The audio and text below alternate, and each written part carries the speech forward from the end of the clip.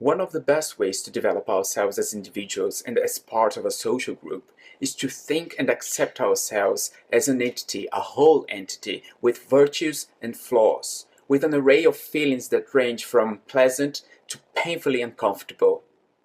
But what are feelings? Feelings are indicators of how we understand, rationalize, and cope with real situations. We use feelings to define parameters on which we are going to act upon and how we are going to act.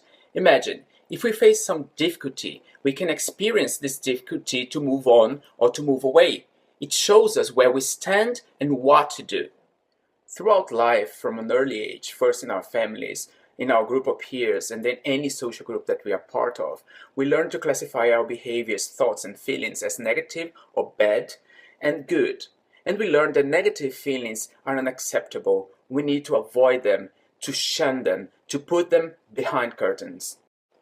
And what are the consequences of this emotional avoidance? Well, at first it seems quite a reasonable thing to do because after all, negative feelings do not feel good and they're usually connected to negative events that you want to avoid or forget.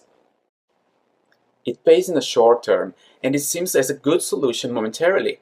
But emotional avoidance, avoiding uncomfortable feelings, can turn into an addiction, a snowball that gets bigger and bigger every time the negative feelings are triggered.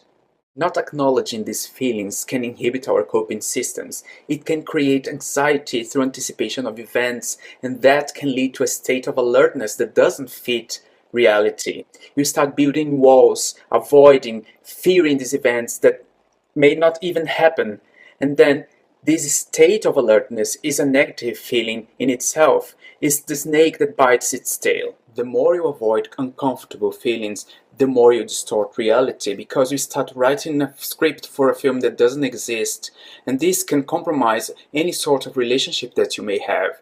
It's like looking at the window and see that it's raining outside and telling yourself it's not raining. So what do you do when you go out the door? You're going to get wet.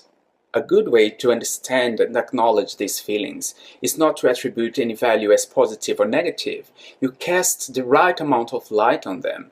You take a deep breath, some distance, and you see from a perspective. You ask yourself what these feelings are trying to tell you. Think about your feelings as the speed pointer in your car. If you move too fast, you may crash. If you move too slow, you're not going anywhere. Once you balance them, you will find the right speed to move on and drive safely in life. Remember, too much of a sun creates a desert. Too much of a night doesn't bloom flowers. Thank you.